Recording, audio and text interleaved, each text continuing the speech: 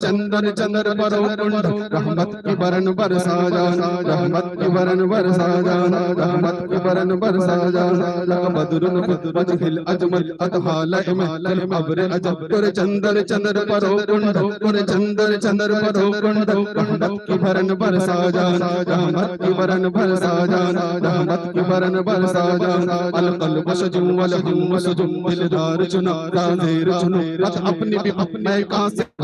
اپنی بھی میں کہاں سے کہوں میرا کون ہے تیرے سوا جان میرا کون ہے تیرے سوا جان انا فی اتشوں وسخاق اتم اے کہ صبح پاک ابر کرم برسنہار رم جھم جھم برسنہار رم جھم جھم برسنہار رم جھم جھم رم جھم جھم رم جھم جھم برسنہار رم جھم جھم برسنہار رم جھم جھم برسنہار رم جھم جھم برسنہار رم جھم جھم برسنہار رم جھم برسنہار رم جھم دو بوند ادھر بھی گرا جانا دو بوند ادھر بھی گرا جانا دو بوند ادھر بھی گرا جانا بس خام نواہ رہا اے درز میری اے رنگ میرا ارشاد شبانہ دکھتا ارشاد شبانہ دکھتا ناچار اس راہ پڑا جانا فضل رب العلا اور کیا چاہیے مل گئے مصطفیٰ اور کیا چاہیے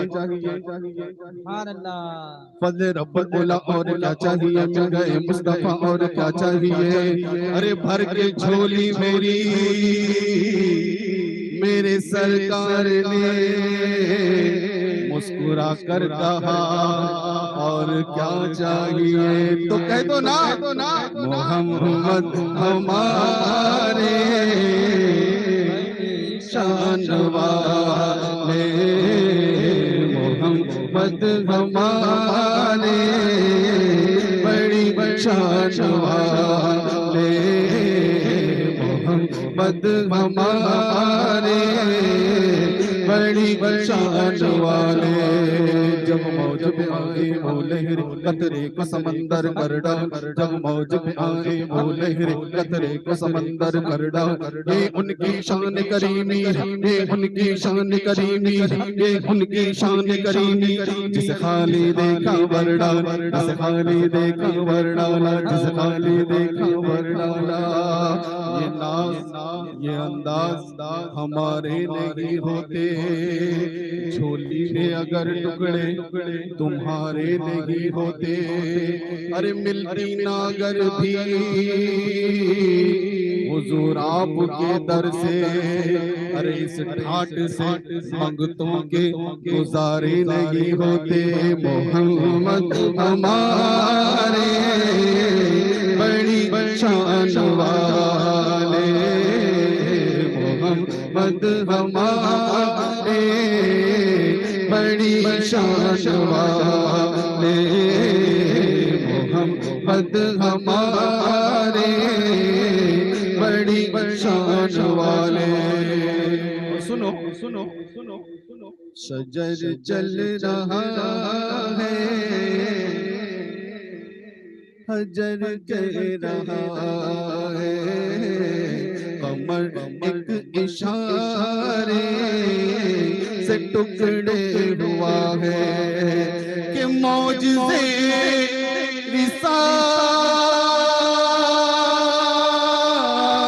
رسالت کی پہچان والے محمد ہمارے بڑی شان والے محمد ہمارے بڑی شان والے محمد ہمارے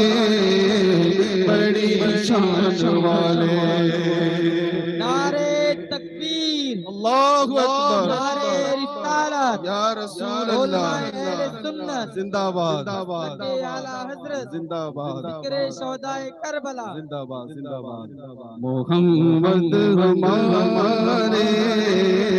بڑی شان والے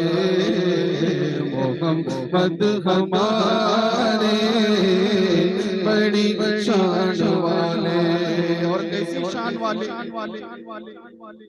جو حضور کے ساتھ ہو گئے وہ بھی ہو گئے شان والے. تو عاشق کہتا ہے کہ ملے ان کو غم خار و دیدار ساتھی، پھر ان میں خصوصاً ملے چار ساتھی کہ صدیق، عمر، علی اور عثمان والے. محمد ہمارے بڑی شان والے. آپ نہیں بول سکتے کہ آپ نہیں مل کر محمد ہمارے بڑی شان والے. فرشتوں نے صدیق کا ٹاٹ پہنا، سکھایا عمر نے بھی دریا کو بہنا. صحابہ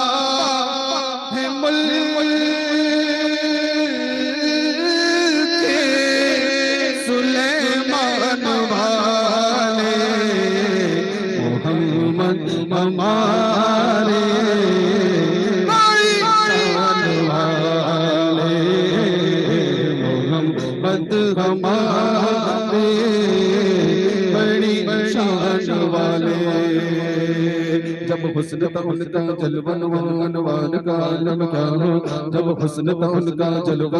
انوار کا عالم کیا ہو. ہر کوئی فدا ہے بندے کے، ہر کوئی فدا ہے بندے کے. دیدار کا عالم کیا ہوگا، دیدار کا عالم کیا ہوگا. چاہے تو اشاروں سے اپنی کایا پلٹ گئی دنیا. یہ شان ہے ان کے غلاموں، یہ شان ہے ان کے غلاموں. سردار کا عالم کیا ہوگا، سردار کا عالم کیا ہوگا. ہے نام میں ان کے اتنا اثر جی اٹھتے مردے بھی سن کر. وہ حال اگر خود ہی پوچھ، وہ حال اگر خود ہی پوچھ. بیمار کا عالم کیا ہوگا، بیمار کا عالم کیا ہوگا، بیمار کا عالم کیا ہوگا. طیبہ سے ہوائیں آتی اس دل کو سکون مل جاتا. طیبہ سے ہوائیں آتی اس دل کو سکون مل جاتا. اس پار کا جب یہ عالم، اس پار کا جب یہ عالم، اس پار کا عالم کیا ہوگا، اس پار کا عالم کیا ہوگا. لارے عرب کے ذروں پر انوار کی بارش ہوتی. اے نجم نہ جانے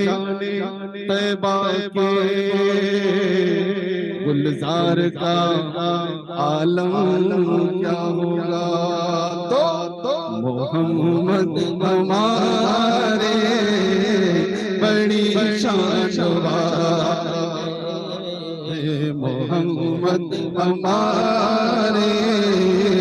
بڑی شان والے. انس یہ مناسب نہیں اتنی جرت، کہاں میں کہاں نا تو خانی کی عظمت کہ وہ گئے ثنا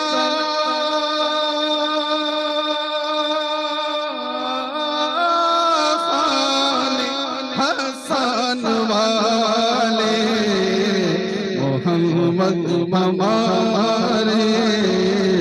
بڑی شان والے. محمد ہمارے بڑی شان والے. سبحان اللہ، آواز نہیں آئی تو آنی چاہیے. سبحان اللہ. یہاں وہاں جو کھڑے ہیں ان سے بھی گزارش ہے، جو یہاں وہاں کھڑے رہتے ہیں، ٹھیلے پہ بیٹھے رہتے ہیں، دکان پہ بیٹھے رہتے ہیں، ان کو آج میری طرف سے ایک دعوت ہے. اس لیے کہ جب اتنی بڑی محفل پنڈال کے ساتھ سجائی گئی، تمہارے لیے انتظام کیا گیا ہے. دوستوں، برکاتی سوشل گروپ سال میں ایک مرتبہ آپ کے لیے یہ جو اہتمام کرتی ہے، یوں ہی نہیں کرتی ہے. آپ کا ایمان بھی مقدس ہو جائے، آپ کی سوچ بھی، آپ کی فکر بھی مقدس ہو جائے. اس کی وجہ کیا ہے جانتے ہیں؟ آپ کو میں سمجھاتا ہوں. حسینیوں میں بیٹھ جا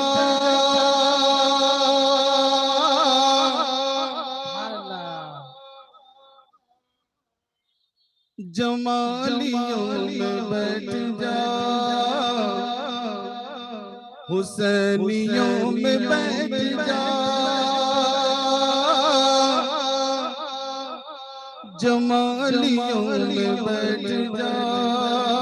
حسینیوں میں بیٹھ جا حسینیوں میں بیٹھ جا جمالیوں میں بیٹھ جا حسینیوں میں بیٹھ جا جمالیوں میں بیٹھ جا ملے گا تجھ کو بے طلب مثالیوں میں بیٹھ جا ملے گا تجھ کو بے طلب مثالیوں میں بیٹھ جا درود اگل بیت پڑھ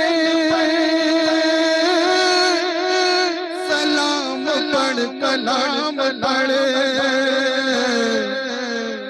درود اگل بیت پڑھ درود اگل بیت پڑھ سلام پڑھ کلام پڑھ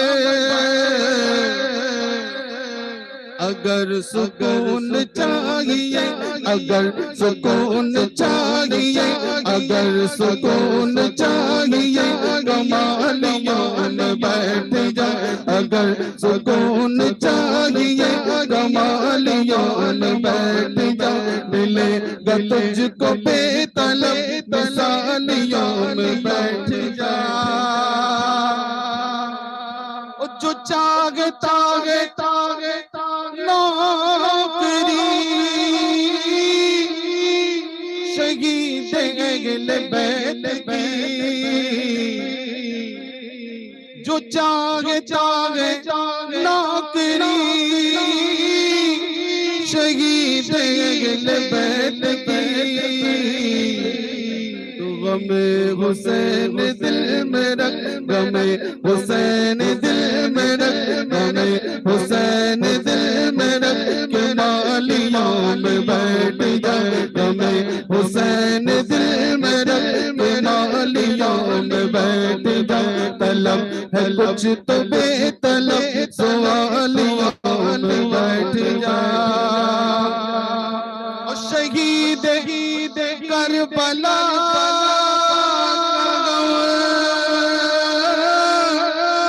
اگر کسی کو ہے تو سن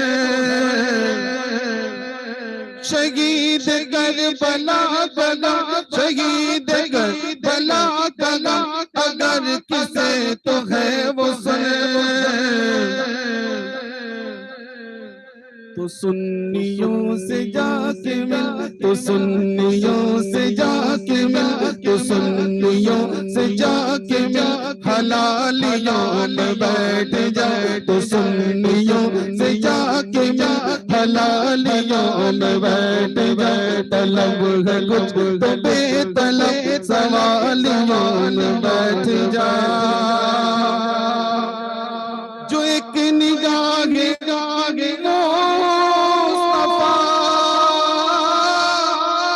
کو دیکھنے کا شوق ہے جو ایک نگاہ مصطفیٰ جو ایک نگاہ مصطفیٰ کو دیکھنے کا شوق ہے تو آنکھ بن کے ان کے در تو آنکھ بن کے ان کے در کی جالیوں میں بیٹھ جائے تو آنکھ بن کے ان کے در کی جالیوں میں بیٹھ جائے طلب ہے کچھ تو بے طلب سوالیوں میں بیٹھ جائے اور آخری مصرع ہاتھ اٹھا کر کہہ دو یا رسول اللہ دونوں ہاتھ اٹھا کر کہہ دو یا رسول اللہ تو اشرفی ہے دامن اشرف کی بھیک مانگ لے تو اشرفی ہے دامن تو اشرفی ہے دامن اشرف کی بھیک مانگ لے کہ جھولی بھری جائے گی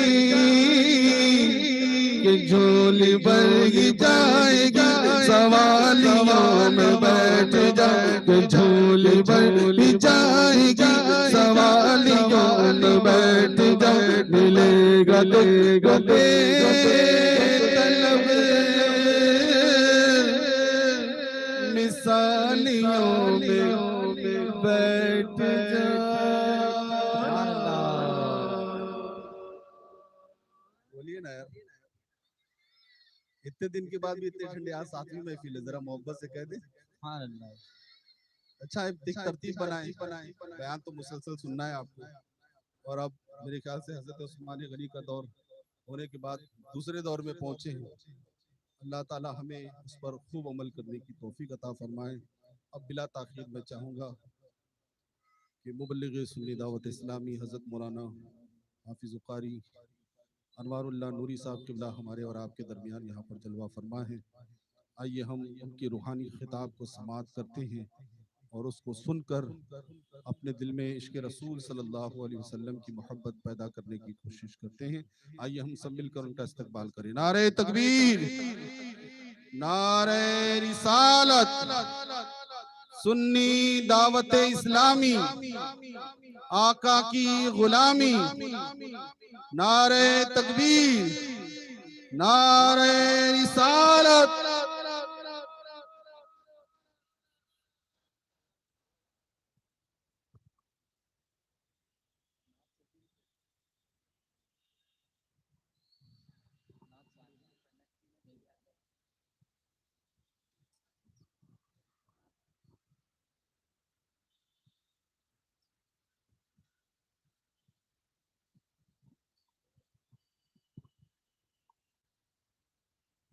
السلام علیکم ورحمۃ اللہ وبرکاتہ الحمد للہ رب العالمین والعاقبۃ للمتقین والصلاة والسلام علی سید الانبیاء والمرسلین وعلى آلہ واصحابہ الطیبین الطاہرین اما بعد فاعوذ باللہ من الشیطان الرجیم بسم اللہ الرحمن الرحیم ان الذین قالوا ربنا اللہ ثم استقاموا تتنزل علیہم الملائکۃ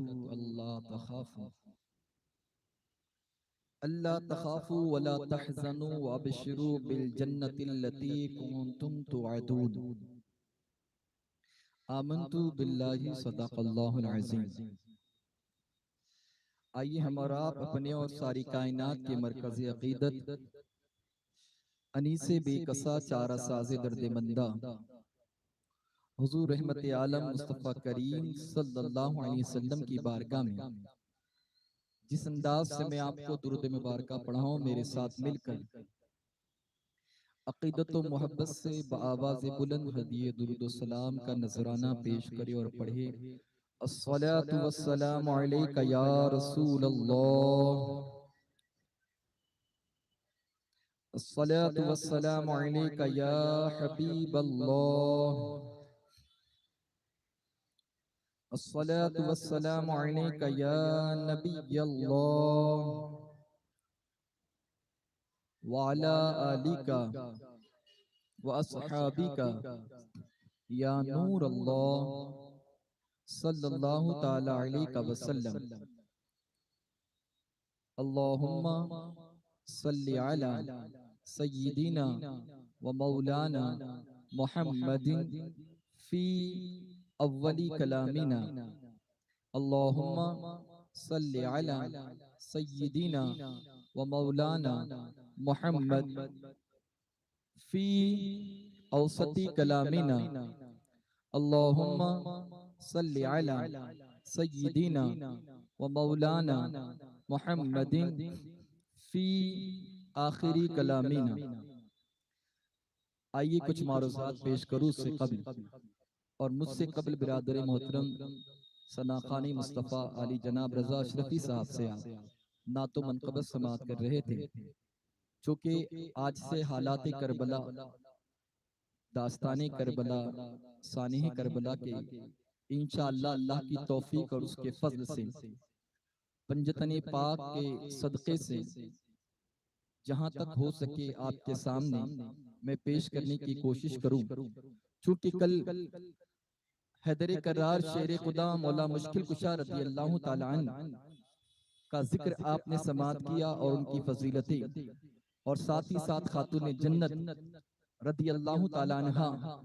وہ خاتون جنہیں آقا کریم نے جنتی عورتوں کی سردار بنایا اور حضور کی جو سب سے زیادہ قریبی اور سب سے زیادہ عزیز خاتون جنت ہی رہی، تو ان کی شان میں چند اشعار حصول برکت تحدیث نعمت کے لیے اور ان کے غلامی میں شامل ہونے کے لیے آپ کے سامنے پیش کر رہا ہوں۔ انشاءاللہ امید کرتا ہوں کہ آپ بھی میرے ساتھ مل کر پڑھنے کی کوشش کریں گے۔ پڑھیے صلی اللہ علیہ یا رسول اللہ وسلم علیکہ یا حبیب اللہ۔ بدعی نبی ہے فاطمہ زوجہ علی ہے فاطمہ یا فاطمہ، بدعی نبی ہے فاطمہ زوجہ علی ہے فاطمہ۔ عرش آیا جیسے فرش پر، عرش آیا جیسے فرش پر، دیکھو چل رہی ہے فاطمہ، دیکھو چل رہی ہے فاطمہ، شکل میں سخا وجود میں، شکل میں سخا وجود میں، باپ کی شبیہ ہے فاطمہ، باپ کی شبیہ ہے فاطمہ یا فاطمہ، بدعی نبی ہے فاطمہ زوجہ علی ہے فاطمہ۔ جبرائیل آئے پوچھ کر، جبرائیل آئے پوچھ کر، وہ تیری گلی ہے فاطمہ، وہ تیری گلی ہے فاطمہ، کیوں کھڑے ہیں سید المرسل، کیوں کھڑے ہیں سید الرسل، دیکھو آ رہی ہے فاطمہ، دیکھو آ رہی ہے فاطمہ یا فاطمہ، بدعی نبی ہے فاطمہ زوجہ علی ہے فاطمہ۔ بھیک مجھ کو بے طلب ملی، بھیک مجھ کو بے طلب دیا، تو بڑی سخی ہے فاطمہ،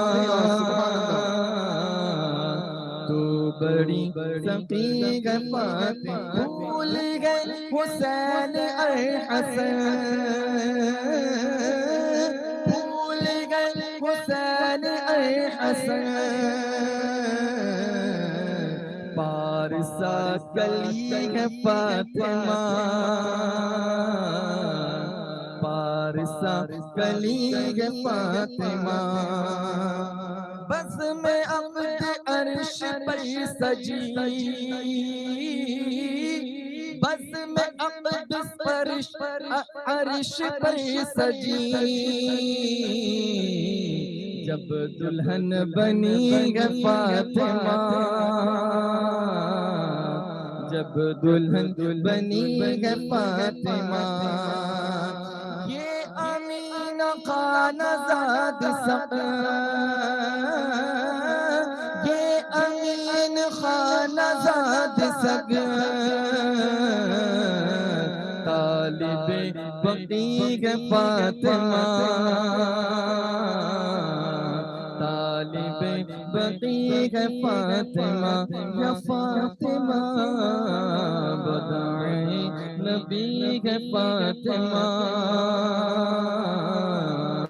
زوجہ علی ہے فاطمہ یا فاطمہ زوجہ علی ہے فاطمہ.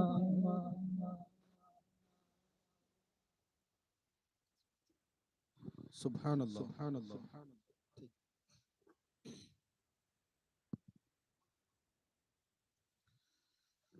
اللہ رب العزت کی بارگاہ میں دعا گو ہوں. رب قدیر مجھے حق کہنے اور ہم تمام کو حق سن کر اس پر عمل دعوت عمل کے نیک توفیق عطا فرمائیں. باغ جنت کے ہے بہرے مدح خوان اہل بیت. باغ جنت کے ہے بہرے مدح خوان اہل بیت. تم کو مژدہ نار کا اے دشمنان اہل بیت. کس زبان سے ہو بیان عز و شان اہل بیت. کس زبان سے ہو بیان عز و شان اہل بیت. مدح گوئے مصطفیٰ ہے مدح خوان اہل بیت. درود شریف پڑھ لے آپ. بارش برس رہی برسنے دیں. ایک کربلا والوں کا امتحان تھا بغیر پانی کے، اور اس غلام اہل بیت کا امتحان اس بارش میں. وہاں پانی روک کر امتحان لیا گیا اور ان کے غلاموں سے یہ دیکھا جا رہا ہے کہ اس پانی کو کتنا برداشت کرتے. اللہ جو آئے ہیں ان کے آنے کو قبول فرمائیں، جو اب تک نہیں آئے انہیں آنے کی جلدی توفیق عطا فرمائیں. عزیزان گرامی، ہمارا کمال نہیں اور اس میں ہماری کوئی بڑائی نہیں واللہ کہ ہم یہاں ان کا ذکر اہل بیت، ذکر شہدائے کربلا کرنے کے لیے بیٹھے ہیں. یہ ان کا کرم ہے، یہ ان کا فضل ہے. اور آقا کریم علیہ الصلوۃ والسلام کا فرمان عالی شان ہے کہ اہل بیت کی محبت تمہارے ایمان کا حصہ ہے. اور ایسے پرفتن ماحول میں جہاں ایمان اور عقیدے کی پہچان کرنا مشکل ہو گیا ہے، آقا کریم کی اس حدیث کا مفہوم آپ کے سامنے پیش کروں. حضور علیہ الصلوۃ والسلام ارشاد فرماتے ہیں فاطمہ کا نام اللہ کے حکم سے میں نے رکھا ہے، اور فاطمہ کی شان ہے کہ میں نے مولا سے دعا کی ہے اے اللہ خاتون جنت تو وہ ہے فاطمہ الزہرا، مگر جو فاطمہ سے محبت کرے تو اسے بھی جنت عطا فرما دیں. تو یہ جنتیوں کی علامت ہے، یہ ان کی غلامی کی علامت ہے، یہ ایمان کی علامت ہے کہ ان کی محبت میں ہم یہاں جمع ہوئے ہیں. اور آپ وہ شعر اکثر سنتے ہیں جو ناظم اعلیٰ ہوتے ہیں، ندامت کرنے والے، کہ محبوب کی محفل کو محبوب سجاتے ہیں، آتے ہیں وہی جنہیں سرکار بلاتے ہیں. آقا کی ثنا خوانی دراصل ایک عبادت ہے، ہم نعت کی صورت میں قرآن سناتے ہیں. تو ہم آئے ہیں تو حضور کی توفیق سے، ہم آئے ہیں تو اہل بیت کے کرم سے، ان کے فضل سے. اللہ ہمیں ان کا ذکر کر کے اور ان کے غلاموں میں شامل فرمائے. ہمارا بیٹھنا یہاں پر ہمارے اور ہمارے والدین کے لیے نجات کا ذریعہ بنائے. عزیزان گرامی، کل تک ہم نے مولا کائنات حیدر کرار علی المرتضیٰ شیر خدا رضی اللہ تعالیٰ عنہ کی فضیلت کو سماعت فرمایا. وہ علی آقا کریم صلی اللہ علیہ وسلم ارشاد فرماتے علی تیری مثال جناب عیسیٰ کی طرح ہے. وہ اس اعتبار سے کہ عیسیٰ علیہ السلام کے حوالے سے دو لوگ گمراہ ہو چکے تھے. ایک وہ تھے جو عیسیٰ علیہ السلام کو وہ مانتے تھے جو وہ ہیں نہیں، اور ایک وہ تھے جو عیسیٰ علیہ السلام کے جان کے بھی دشمن ہو گئے تھے. عزیزان گرامی، آقا علیہ السلام نے ارشاد فرمایا علی تیرے معاملات میں بھی دو لوگ تجھ سے اس اعتبار سے وہ گمراہ ہو جائیں گے. ایک وہ ہوگے جو تو ہے نہیں وہ تجھے کہتے رہیں گے. ایک طبقہ ہم بھی دیکھتے ہیں، ہمارے بھی ارد گرد جو ہیں وہ حضرت علی کا نام لگانے والے، علی کا نعرہ لگانے والے،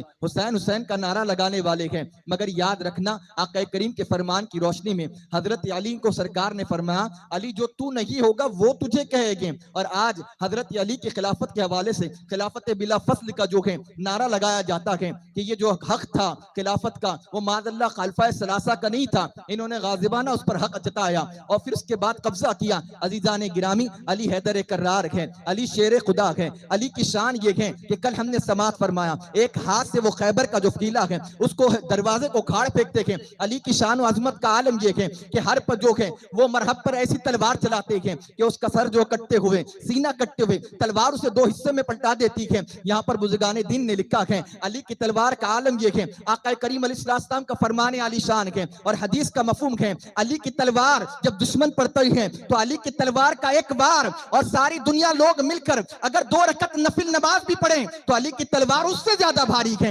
اس کا ایک وار اس پر بھی بھاری ہے۔ عزیزان گرامی، حضرت علی رضی اللہ تعالیٰ عنہ کو سرکار نے کہا تھا، علی تیرے تعلق سے 2 لوگ گمراہ ہو گئے، ایک وہ جو تو نکی گئے زبردستی تجھے وہ کہے گے، اور ایک وہ گئے کہ جو تجھ سے دشمنی رکھے گے، تیرے جان کے بھی دشمن کو گے۔ عزیزان گرامی، اور ہم نے دیکھا آقا کریم نے یہ بھی فرمایا، علی یہاں پر مومن اور منافق کی پہچان بھی ہو جاتی ہے، یہاں پر مومن اور منافق کا خلاصہ بھی ہو جاتا ہے۔ اہل عشق کون ہیں، اہل محبت کون ہیں، اہل بیت کے سچے عاشق کون ہیں؟ آقا علیہ السلام نے فرمایا، اے علی تیرے نام کا حال یہ ہے کہ یہ تیرے حوالے سے میں یہ کہتا ہوں کہ مومن کبھی تجھ سے بغض نہیں رکھے گا اور منافق کبھی تجھ سے محبت ہی نہیں کرے گا۔ ایک طبقہ وہ بھی آپ کو معاشرے میں نظر آئے گا جو کلمے کی بات کرتا ہے، جو توحید کی بات کرتا ہے، جو دین کی بات کرتا ہے، اور ہماری نوجوان نسل کو جو کہ معاذ اللہ وہ عقائد اہل سنت سے گمراہ کرنے کی کوشش کر رہا ہے۔ عزیزان گرامی، مگر آقا کریم نے فرمایا، علی تیری شان ایسی ہے کہ تیرے معاملے میں یہ حال ہوگا کہ ایک وہ طبقہ ہے، مومن کے حوالے سے فرمایا کہ اگر جو مومن ہوگا وہ تجھ سے کبھی بغض نہیں رکھے گا۔ مولا کائنات خود فرماتے ہیں، اگر میں مومن کی ناک پہ تلوار بھی رکھ دوں تو وہ مجھ سے بغض نہیں کرے گا، اور اگر میں منافق کے قدموں ملا کے دنیا کی دولت دیکھ دوں تو وہ مجھ سے محبت نہیں کرے گا۔ عزیزان گرامی، یہاں سے یہ بات سمجھ میں آ گئی ہے، ہم علی کرنے والے ہیں، علی کی شان ہی ایسی ہے۔ صحابہ کا عالم یہ تھا کہ جب بہت زیادہ فتنے فساد بڑھ گئے تھے اور منافقت اسلام کے اندر عثمان غنی کی شہادت کے بعد جب پھیلنے لگی تو کون مومن ہے اور کون منافق ہے، کون سچا ہے اور کون جھوٹا ہے، کون اپنا ہے اور کون پرایا ہے، اس کو پہچاننے میں دقت ہوتی۔ تو صحابہ فرماتے جب کبھی ہم مل کر بیٹھتے تو ہم علی علی کا نعرہ لگاتے، ہم علی کا ذکر کرتے، ہم علی کی نام پڑھتے، ہم علی کی مدح و سرائی کرتے، ہم علی کا نام لیتے۔ جس کا چہرہ خوشی سے کھل جاتا سمجھ جاتے یہ علی والا ہے، اور جس کا چہرہ مرجھاتا سمجھ جاتے منافق ہے۔ حضرت علی کی شان ہم نے سماعت فرمائی، یہ فتنہ اٹھا کیسے؟ مولا کائنات حیدر کرار شیر خدا کو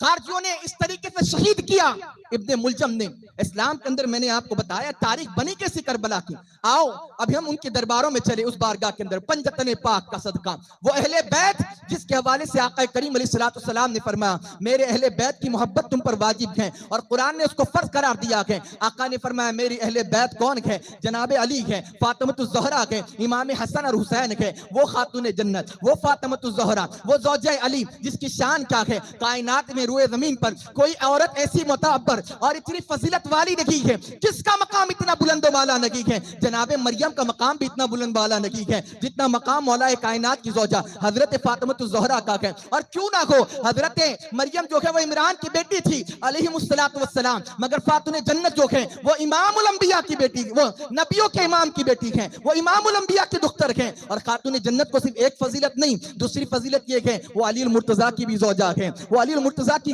بیوی ہے۔ اور تیسری فضیلت یہ ہے کہ وہ جنہیں سید شباب اہل الجنہ سرکار نے فرمایا کہ میرے حسن اور حسین جو ہیں وہ جنت کے جوانوں کے سردار ہیں، وہ جنت کے جوانوں کے پھول، وہ جنت کے پھول ہیں، وہ ان کی والدہ ہیں۔ تو اس اعتبار سے خاتون جنت کا بڑا اونچا مقام ہے۔ آؤ مقام مرتبہ سمجھے۔ ام المؤمنین حضرت عائشہ صدیقہ رضی اللہ تعالی عنہا سے سوال کیا گیا، بتائیں عورتوں میں آقا کریم کو سب سے زیادہ کس سے محبت تھی؟ حضرت ام المؤمنین فرماتی ہیں حضور سب سے زیادہ اگر عورتوں میں کسی سے محبت کرتے وہ خاتون جنت فاطمۃ الزہرا سے کرتے۔ اور پھر کسی نے پوچھا مردوں میں کس سے زیادہ محبت کرتے؟ تو فرماتی بلا شبہ خاتون جنت کے شوہر جناب علی المرتضیٰ سے کرتے۔ عزیزان گرامی، آقا جس سے محبت فرمائے، امام الانبیاء جس سے محبت فرمائے، آقا فاطمہ کو اپنی کلی فرمائے، اور آقا فرماتے میں فاطمہ کو سونگتا ہوں، مجھے جنت کی خوشبو کی کلیوں کی خوشبو آتی ہے، فاطمہ الزہرا سے آنکھوں کو ٹھنڈک ملتی ہے سرکار کی۔ آپ سفر بھی کرتے ہیں تو خاتون جنت سے ملاقات آخر میں کر کے سفر کے لیے نکلتے ہیں،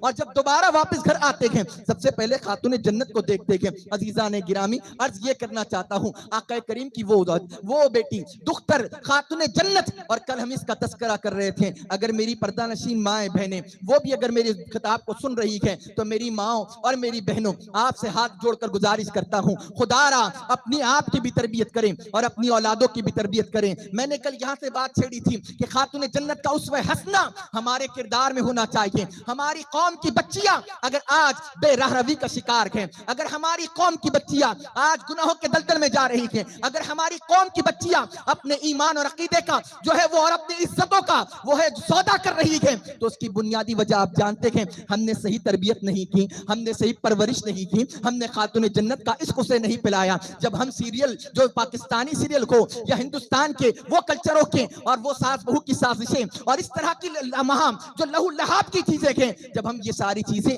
اپنی بچیوں کو دکھائیں گے، جب ہم اس کلچر سے ہماری بچیوں کو جوڑے رکھیں گے جو فحاشی کا یہود و نصارہ کا کلچر ہے، تو مجھے بتاؤ نا ہماری بچی خاتون جنت کی کنیز کیسی بنے گی، ان کی کنیزائیں میں کیسا ان کا شمار ہوگا۔ آج ہماری اور آپ کی ذمہ داری ہے اپنے بچوں کو تربیت کریں، جیسا کہ خاتون جنت نے امام حسنین کریمین کی تھی۔ امام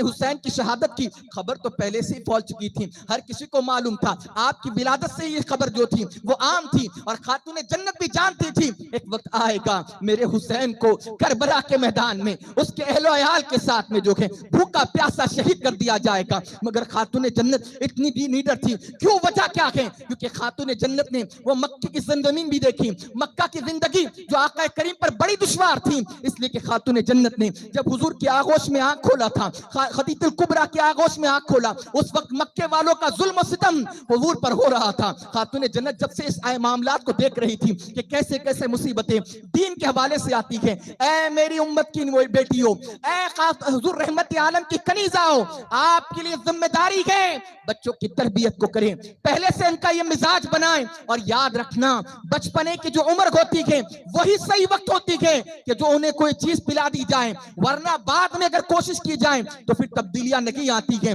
عزیزان گرامی، آؤ امام فاطمہ الزہرا حضرت فاطمہ الزہرا کے دربار میں کیسی نیک بخت خاتون تھی جو خود سخی بھی تھی، سخی کی بیٹی بھی تھی، سخی کی ماں بھی تھی، اسی لیے تو ہم کہتے ہیں آؤ در زہرا پر پھیلائے ہوئے دامن، آؤ در زہرا پر پھیلائے ہوئے دامن، نسلیں کے کریموں کی اور لجپال گھرانہ ہے۔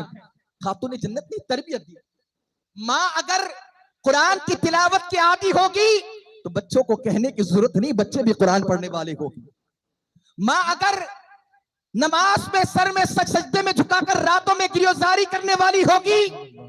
تو بچے بھی نماز کے عادی ہوگے، اس لیے کہ بچے جو سب سے زیادہ باپ سے زیادہ وہ کسی سے قریب ہوتے ہیں، اور کسی کا اثر بچوں پر آتا ہے تو وہ اولاد پر ماں کا حق آتا ہے، ماں کا اثر آتا ہے، تو جب ماں نیک ہوگی تو اولاد بھی انشاءاللہ نیک ہوگی۔ عزیزان گرامی، خاتون جنت بچپنے سے سخاوتوں کا عالم تھا، حسنین کریمین کو یہی پیغام دیا تھا، آج اگر ماں خود سخی ہوگی تو اولاد بھی سخی ہوگی۔ حسنین کریمین کی ماں، ان کی شان یہ تھی، مدینے کا عالم ہے، ایک شخص جو ہے نا حضور کی بارگاہ میں آیا، وہ کسی گاؤں یا قبیلے سے تھا، 3000 لوگوں نے، اس میں سے ایک شخص وہ تھا جس نے اسلام قبول کیا۔ آقا کریم کو کہا یا رسول اللہ میں سب سے مفلس ہوں، میں بہت غریب ہوں اور میرے پاس کچھ اسباب نہیں ہیں۔ آقا کریم نے فرمایا کون اس کی مدد کرے گا، کون اس کے لیے جو ہے تو کپڑا کا اور جانے کا سواری کا اور کھانے کا انتظام کرے گا؟ وہ فوراً حضرت مولا کائنات نے اپنا صافہ نکالا اور اس کو عطا فرما دیا، اور حضرت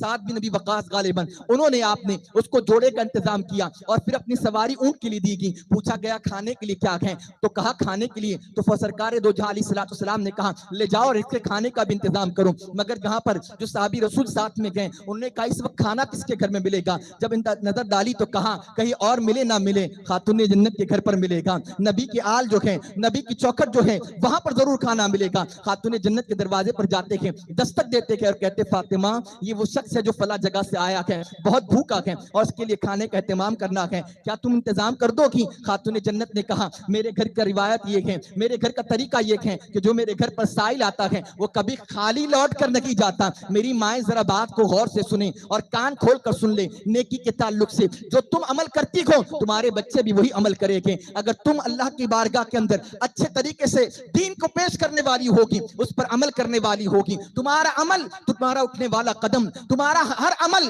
چاہے پھر وہ ماں کی حیثیت سے ہو، چاہے بیوی کی حیثیت سے ہو، چاہے بیٹی کی حیثیت سے ہو، چاہے گھر کے ذمہ دار کی حیثیت سے ہو، اگر تم جس انداز سے رہو گی تمہاری اولاد پر بھی وہی اس کا اثر ہوگا۔ خاتون جنت نے کہا ان صحابی رسول سے، میرے پاس کھانے کو تو کچھ نہیں ہے، میں خود گھر میں فاقہ کر رہی ہوں، مگر سنو میرے پاس ایک میری چادر ہے، وہ لے جاؤ فلاں چوراہے پر ایک یہودی کا گھر ہے، وہ اس طرح کی چیزیں جو ہے وہ گروی رکھ لیتا ہے، یا تو اسے بیچ دو یا اس کے پاس گروی رکھیں، کھانے کا انتظام کرو اور سامان کا کھانے کا لے کر آؤ۔ وہ صحابی جاتے ہیں، اس یہودی کے پاس جا کر کہتے ہیں اس چادر اس کپڑے کے بدلے تو کھانے کا چیزیں دیتے۔ وہ کہتا ہے یہ چادر کس کی ہے جس میں سے اتنی خوشبو آ رہی ہے؟ کیونکہ خاتون جنت کی چادر تھی، وہ کلی جسے جنت کی کلی کہا گیا ہے وہ زہرا کی چادر تھی۔ اس نے کہا یہ چادر حضرت خاتون جنت فاطمہ الزہرا کی ہے اور انہوں نے یہ بھیجا ہے۔ کہا کیوں؟ کہا ان کے گھر میں کھانے کے لیے کوئی چیز نہیں ہے اور ایک مسافر بھوکا آیا ہے اور اس کے کھانے کا انتظام نہیں ہے تو انہوں نے مجھے بھیجا ہے، اس کے بدلے میں کھانے کا انتظام کر لوں۔ وہ یہودی کہنے لگا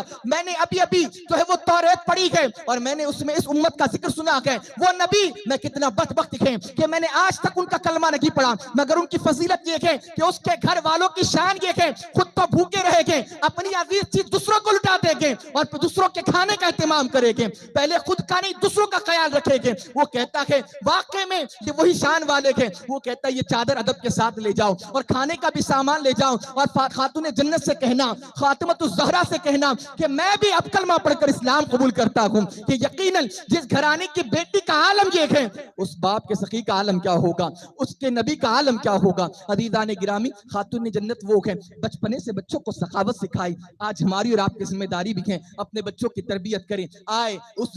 دربار کے اندر جنہیں دنیا کیا کہتی ہے، آقا کریم علیہ السلام نے فرمایا الحسن والحسینی شباب اہل الجنہ، کہ حضور فرماتے کہ میرے حسن اور حسین نوجوان جنتوں کے سردار ہیں، اور آقا فرماتے ہیں میرے حسن اور حسین جنت کے پھول ہیں۔ آقا ان کو سنگا کرتے تھے۔ حسنین کریمین کی شہادت کیا ہے؟ حضرت سب سے پہلے جناب امام حسن کی ولادت ہوتی ہے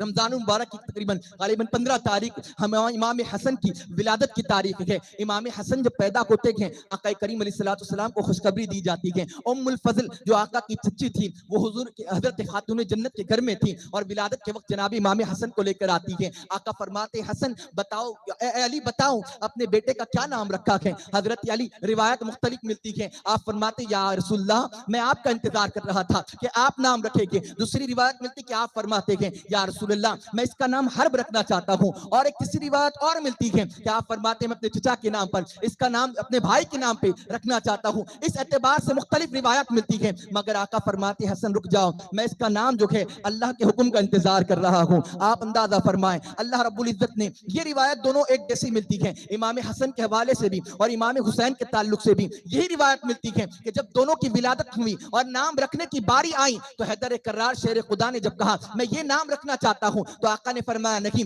میں اللہ کے حکم کا انتظار کر رہا ہوں۔ حسن اور حسین یہ ایسے مبارک نام ہے جو جنت سے بھیجے گئے ہیں، جو اللہ کے حکم سے رکھے گئے ہیں، اور اس سے پہلے وہ کسی کے نام نہیں تھے۔ اللہ نے اپنے حبیب سے فرمایا اے محبوب تم اپنے بیٹوں کے نام، اپنے بیٹوں کے نام جو ہے وہ جناب ہارون کے بیٹوں کے نام پر شبیر اور جو شبر کو جو عبرانی زمان میں تھے اس کے نام پر رکھو، اور عبرانی کا جو ترجمہ شبیر اور شبر کا ہوتا ہے وہ حسن اور حسین ہوتا ہے۔ یہ نام آج تک کسی کے نہیں رکھے گئے تھے اور اپنا قیامت تک کوئی ایسا نام والا پیدا ہو سکتا ہے۔ عزیزان گرامی اس لیے کہ یہ وہ مبارک نام ہے، حسن ایک کا نام اور حسین ایک کا نام ہے، اور میرے آقا کریم علیہ السلام نے اللہ کے حکم سے ان کا نام رکھا۔ حسن بھی کتنا خوبصورت نام ہے، حسین بھی کتنا خوبصورت نام ہے۔ میرے پیارے آقا علیہ السلام کے پیارے دیوانوں، آقا کریم علیہ السلام نے ان کو گود میں لیا، اور سب سے پہلے ہم کسی کو اپنے بچوں کو گھٹی دیتے ہیں تو شہد کی دیتے ہیں، کھجور کی دیتے ہیں۔ اے حسن و حسین تمہاری عظمتوں پر قربان، اے حسن و حسین تمہاری شان پر قربان۔ اگر تمہیں دنیا میں آنے کے بعد سب سے پہلے منہ میں جو گھٹی دی گئی ہے وہ کوئی اور نہیں مصطفیٰ کا لعاب دہن دیا گیا ہے، اور جب لعاب دہن ان کے منہ میں گیا حضرت امام حسن جو ہے وہ کچھ ہوتے ہیں مسکرا دیتے ہیں آقا کریم علیہ السلام کی بارگاہ میں، اور یہی جو روایت ملتی ہے یہ امام حسین کی بھی گنتی ہے کہ آقا کریم نے ان کو گھٹی دی اور ان کا نام حسین رکھا۔ میرے پیارے آقا علیہ السلام کے پیارے دیوانوں، بیان زیادہ تفصیل طلب نہیں ہے، بس مجھے اپنے اس عنوان کی طرف آگے بڑھنا ہے۔ حالات کربلا کیسے ہوئے ہیں؟ حسنین کریمین کی ولادت ہوئی ہے آقا کریم علیہ السلام نے لے کر بیٹھا ہے امام حسین کی ولادت کے وقت بھی جو ہے اس وقت سے ہی یہ دونوں شہزادوں کی جو ہے وہ شہادتوں کی قبریں پھیل چکی تھیں آقا کریم علیہ السلام اپنے گود میں لے کر بیٹھے ہیں اور آقا کریم کی آنکھوں سے اشک جاری ہیں اللہ اکبر ام سلمہ فرماتی یا رسول اللہ آپ کیوں جو ہیں وہ رو رہے ہیں اور سرکار غمزدہ نظر آ رہے ہیں امام حسین کو لے کر میرے سرکار فرماتے ہیں کہ مجھے ابھی جبرائیل آئے اور کہا یا رسول اللہ یہ تمہارے بیٹے حسین کو جو ہے وادی تف کربلا میں شہید کر دیا جائے گا عزیزان گرامی آقا کریم ایسی کئی روایتیں ہیں احادیث مبارکہ کی جو صحیح حدیث بھی ہیں جس میں الگ الگ جگہ سے یہ تذکرہ ملتا ہے کہ آقا کریم نے امام حسین کی شہادت کی خبر پہلے دے دی تھی امام حسن کی شہادت کی خبر پہلے دے دی تھی جبریل امین نے اللہ کے حکم سے آ کر حضور رحمت عالم کو شہادت کی بھی خبر دی آقا کریم فرماتے کہ ایک دفعہ میں گھر میں تھا ام المومنین عائشہ صدیقہ رضی اللہ تعالیٰ عنہا سے کہا کہ دروازے پر کسی کو آنے نہ دینا اور میں گھر کے اندر داخل تھا ایک فرشتہ ایسا پہلی مرتبہ زمین پر اترا مگر اچانک کیا دیکھتے کہ امام حسین آ جاتے ہیں وہ فرشتہ کہتا ہے کیا آپ حضور ان سے محبت کرتے ہیں کہاں بے انتہا محبت کرتا ہے حضرت جبرائیل تھے وہ اور وہ فرماتے کہ یا رسول اللہ آپ کے بیٹے کو جو ہے آپ کی امت کے لوگ شہید کر دیں گے وادی کربلا کے اندر طائف کی زمین پر اس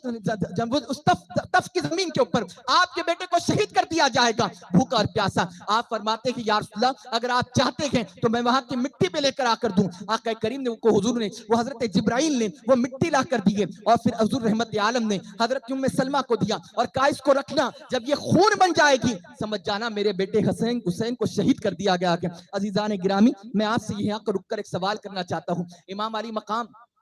کی شہادت کی خبر کے حوالے سے حضور بھی جانتے تھے مولا کائنات بھی جانتے تھے جب حضرت علی رضی اللہ عنہ سفر صفین پر تھے تو آپ کربلا کے قریب پہنچے آپ نے پوچھا یہ کون سی دریا فرات بہ رہی تھی حضرت مولا علی وہاں پر بیٹھ جاتے ہیں اور اس قدر روتے ہیں کہ آنکھوں سے اشک جاری ہوتے ہیں وہ علی جو نہ کبھی خیبر کے میدان میں رویا نہ بدر میں نہ احد میں نہ کسی جنگ کے اندر مگر وہ فرات کے قریب وہاں پر بیٹھ کر حضرت علی کی آنکھوں سے اشک جاری تھے حضرت علی سے پوچھا گیا علی کیوں روتے ہو کہا یہ وادی تف ہے یہ وادی تف ہے اور یہ کربلا کی سرزمین ہے ایک وقت وہ آئے گا میرے بیٹے حسین کو یہاں شہید کیا جائے گا میں نے آقا سے سنا ہے میں نے حضور سے سنا ہے کہ ہاں میرے بیٹے حسین کو شہید کیا جائے گا یا حسین کے جو ہے وہ قیمے لگے گے یا اس کے جو سواری کے جانور اونٹ بیٹھے گے یا کجاوے کسے جائے گے یا رکھے جائے گے حضرت علی رضی اللہ تعالیٰ نے بھی یہ جانتے تھے اس بات کو خاتون جنت فاطمہ الزہرا بھی جانتی تھی اس بات کو لوگ سوال کرتے ہیں کیا بات ہے آقا کریم علیہ السلام نے دعا کیوں نہ کی کہ اے مولا تو بلاؤ کو ٹال دے حسین کی مصیبت کو ٹال دے حسین کی شہادت کو ٹال دے قسم خدا کی اجابت کا جوڑا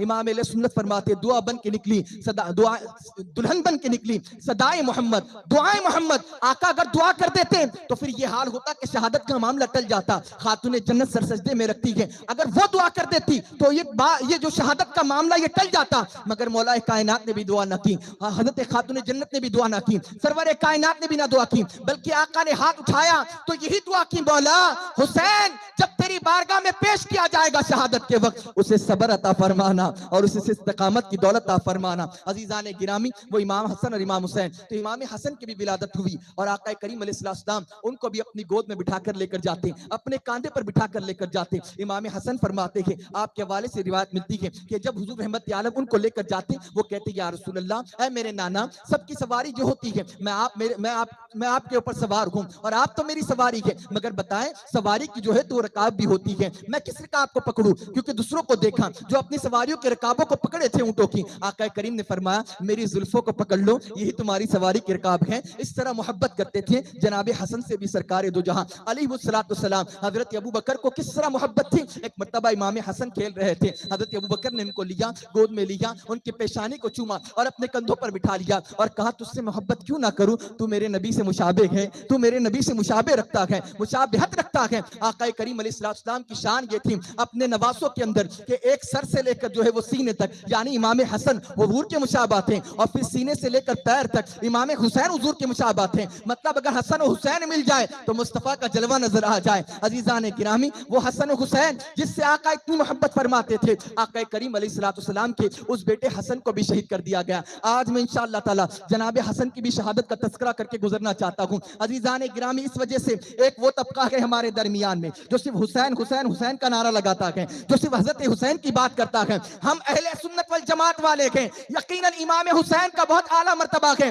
مگر یاد رکھیں جتنی فضیلتیں امام حسین کو ملی ہیں وہ ساری فضیلتیں امام حسن کو بھی ملی ہیں۔ امام حسن اور حسین دونوں کو وہ فضیلت ہے، دونوں جنتی جوانوں کے سردار ہیں، دونوں حضور کے مشابہ ہیں، دونوں حضور کے جگر کے ٹکڑے ہیں، دونوں حضور جس سے محبت کرتے ہیں۔ اور ان کا شان یہ ہے، حسن کی جو والدہ ہے وہ حسین کی بھی ماں ہے، حسین کا جو باپ ہے وہ حسن کے بھی وہی والد ہیں، اور پھر اس اعتبار سے امام حسین کو بھی شہید کر دیا گیا تو امام حسن کو بھی تو شہادت کا مرتبہ ملا۔ تو ہم حسن اور حسین دونوں کا ذکر کرنے والے تھے، اور یاد رکھنا امام حسن وہ گئے جو امام حسین کے بھی امام ہیں، وہ اپنے بھائی کو اپنا امام مانتے تھے، اپنا پیشوا مانتے تھے۔ عزیزان گرامی، امام حسن کا معاملہ کیا ہوا؟ پوری زندگی سخاوتوں کے اندر نکل گئی، امام حسن بھی پوری زندگی جو ہے اس اعتبار سے گزری۔ اب ہوا یہ کہ جب مولا کائنات کی شہادت ہوئی، اور پھر کیا معاملہ ہوا؟ اس وقت امام حسن جو خلیفاؤں میں جن کا شمار کیا گیا ہے، یہاں رک کر ایک بات سمجھاؤں۔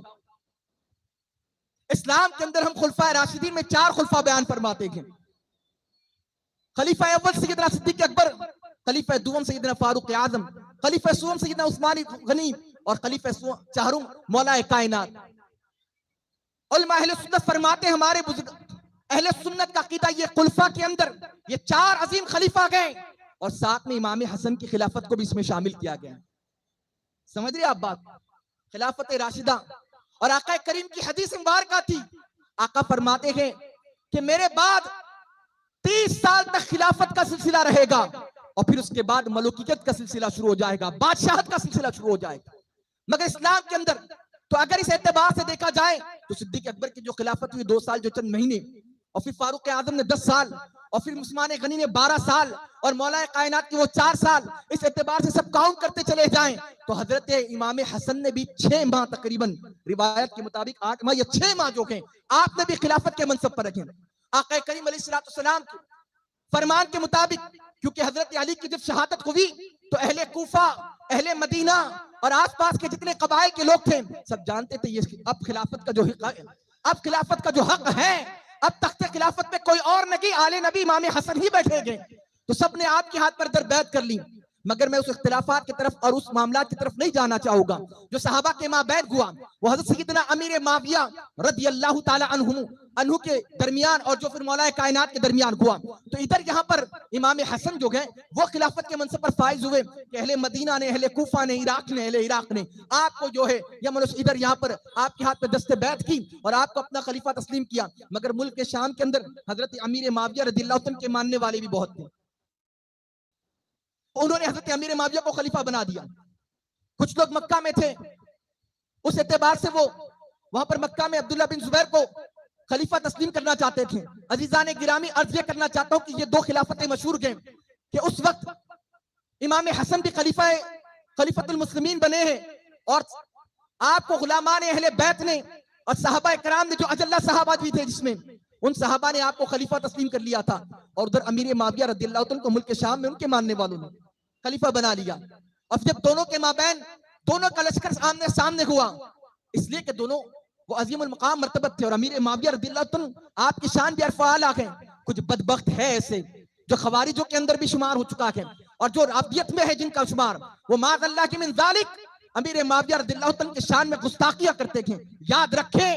کوئی بھی ہو مصطفیٰ کریم کا صحابی ہے، اور صحابی رسول کی توہین کبھی نہیں کی جا سکتی۔ اس لیے آقا کریم علیہ السلام نے فرمایا جو میرے صحابہ پہ لعن تان کریں اس پر اللہ کی بھی لعنت، اس کے رسول کی بھی لعنت، اور مومنوں کی بھی اس پر لعنت ہوگی۔ عزیزان گرامی، آقا کریم کا ہر صحابی جو کہ ان کی شان عرف اعلیٰ ہے۔ آقا کریم علیہ السلام کے یہ صحابی جنہیں کاتب وحی کہا جاتا ہے، اور آپ کا رشتہ حضور سے قریبی رشتہ بھی تھا، خاندانی تعلقات بھی تھے، اور امیر معاویہ کا حال تو یہ تھا کہ ولادت کے وصال کے وقت آپ نے وصیت کی تھی کہ جب میرا وصال ہو جائے تو میرے لیے हुजूर का उनके पास कमीज थी, चादर थी, कहा उसमें मुझे कफन दे देना। और हुजूर के तबरुकात थे, हुजूर के जो है वो नाखून मुबारक शरीफ थे, हुजूर के बाले मुबारक थे, कहा ये मेरी आंखों और मेरे पेशानी पर रख देना ताकि ये मेरे लिए निजात का जरिया बन जाए। आप कातिब वही, कुरान की किताब जो वही नाजिल होती आप उसको भी लिखा करते थे। अमीर माविया रदियल्लाहु तआला भी जो है वो हजरत इमाम हसन के सामने आए और कहा क्या किया जाए, दोनों के दरमियान माबैन सुलह हो गई। क्यों? आका करीम ने फरमाया था एक वक्त ऐसा आएगा कि मुसलमान के दो ग्रोह के अंदर जब आपसे इख्तिलाफ हो गए तो मेरा बेटा हसन जो है उस ग्रोह के अंदर सुलह कर देगा,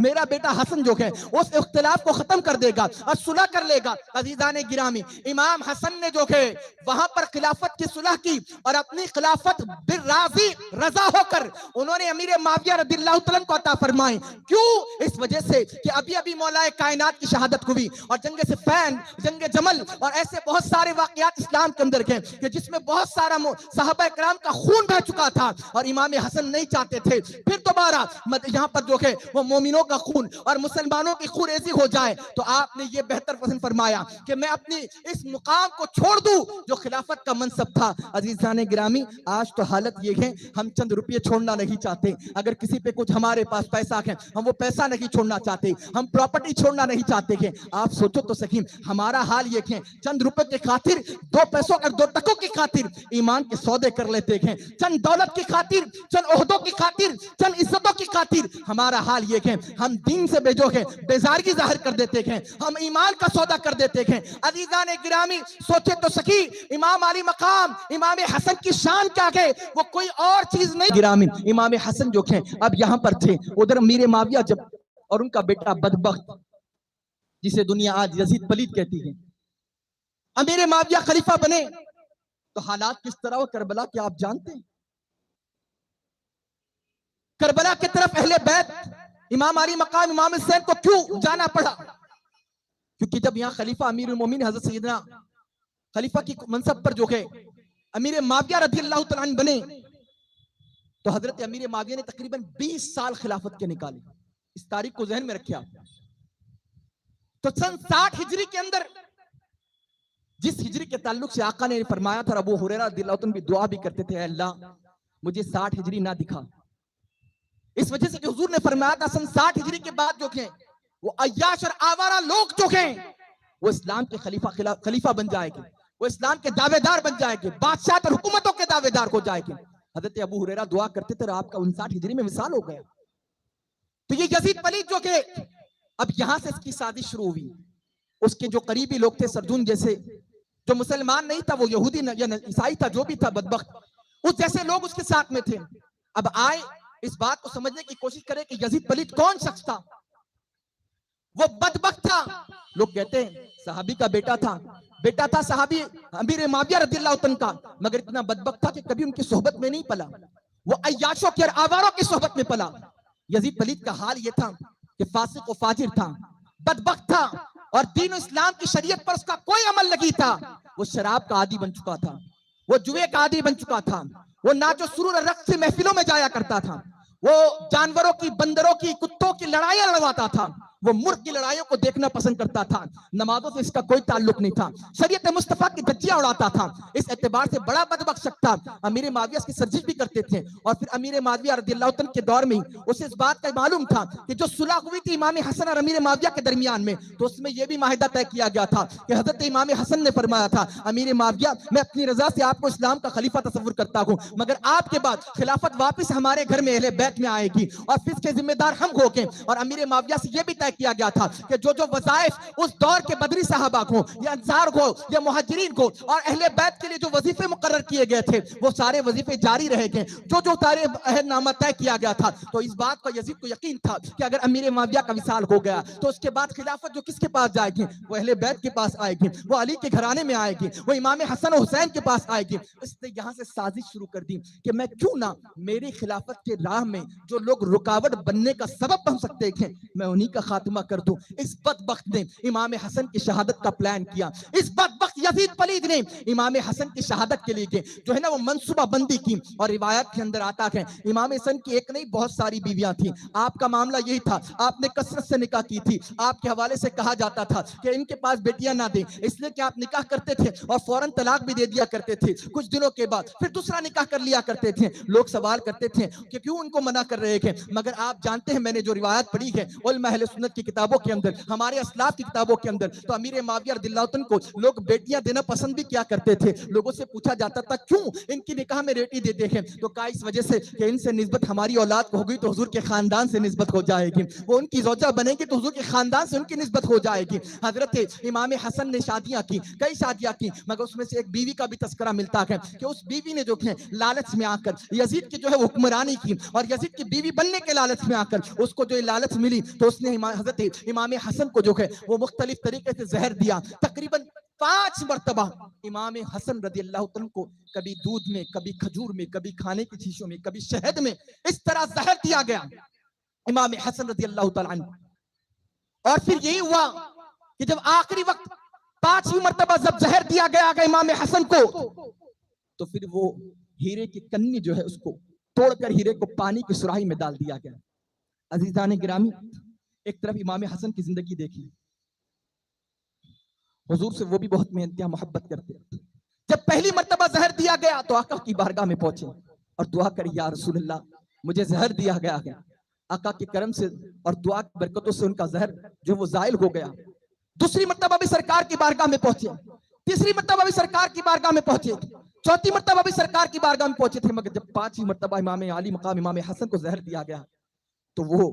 جو ہیرے کی کنی ہوتی ہے اتنی خطرناک ہے کہ ہیرا کانچ کو بھی کاٹ دیتا ہے. ہیرے کے جو زہر تھا وہ سراہی میں ڈال دیا گیا. امام حسن رضی اللہ تعالیٰ عنہ نے اس کو پیا, اور پھر پینے کے بعد آپ کا حال یہ ہوا کہ امام علی مقام امام حسن کی جو ہے وہ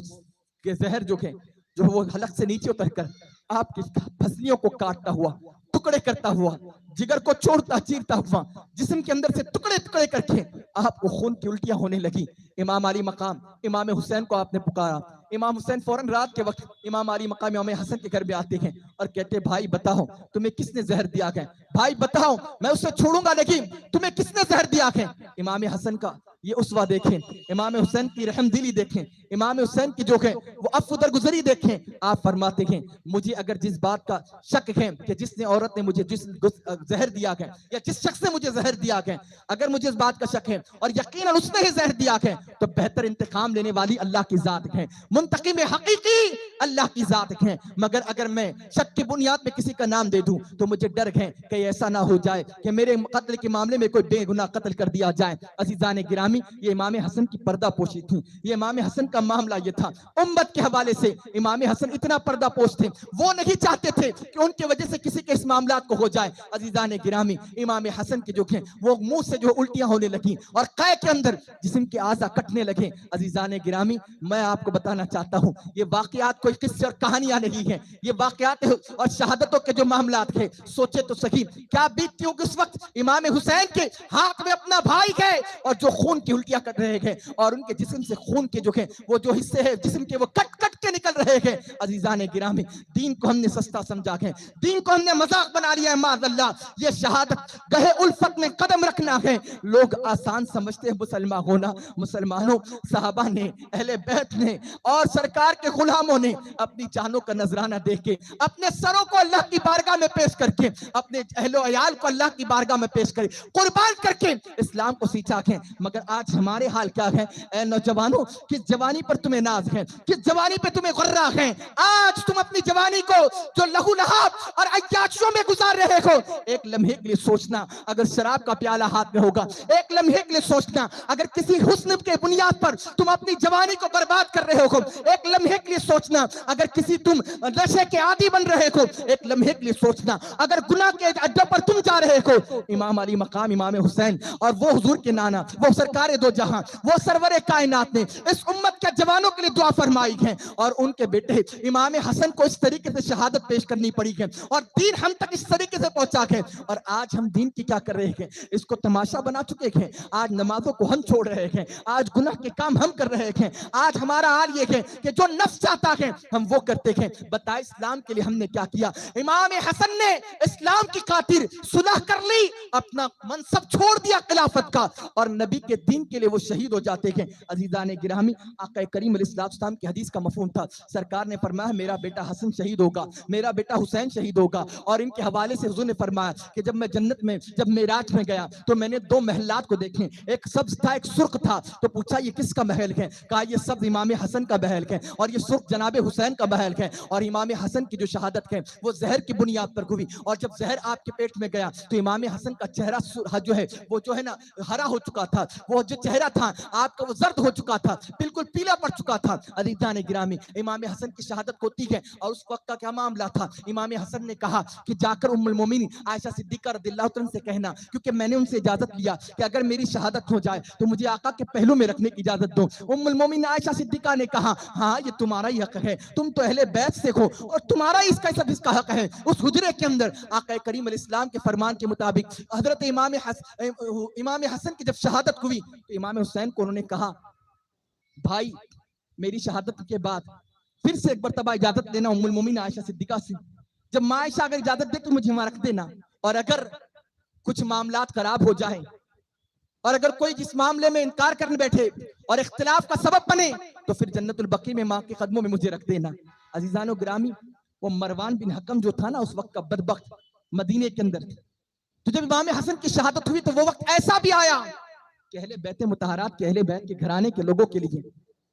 سرور کائنات کے قدموں میں سے آپ کو رکھنے کے لیے بھی روک دیا گیا. امام علی مقام امام حسین نے بھی تلوار نکالی, دونوں کے درمیان میں ہو سکتا تھا کہ سارے معاملات کو جائے, مگر ابو ہریرہ رضی اللہ عنہ آئے اور کہا, حضرت ابو ہریرہ سے پہلے کوئی صحابی رسول آئے اور انہوں نے کہا, ابو ہریرہ نہیں تھے تو کوئی دوسرے صحابی رسول کا نام آتا, انہوں نے کہا کہ ان کی وصیت کیا تھی, وصیت کیا تھی؟ تو فرمایا وصیت یہ تھی کہ مجھے حضور کے قدموں میں رکھ دینا, مگر اگر اختلاف کا سبب بنے تو مجھے جنت البقیع میں رکھ دینا. مروان نے کہا نہیں میں یہ نہیں ہونے دوں گا, کیونکہ بنو امیہ کے خاندان سے اس کا تعلق تھا اور اسے ہاشمی گھرانے سے بڑا بغض تھا, بڑی تکلیف تھی, اور یہ بدبخت بھی آگے جو ہیں اور عثمان غنی کی شہادت میں بھی اس کا حصہ تھا, اسی کا ہاتھ تھا, اور اس بدبخت نے نہیں چاہا تو امام علی مقام امام حسن کو بھی جو ہے وہ بقیع کے اندر خاتون جنت کے قدموں کے اندر رکھا گیا. عزیزان گرامی, بس بات یہاں پر مختصر کروں, امام حسن کی شہادت ہوتی ہے. اب کون تھا امام حسین رضی اللہ تعالیٰ عنہ؟ وہ حسین جس کے لیے آقا کریم فرماتے حسین منی وانا من الحسین,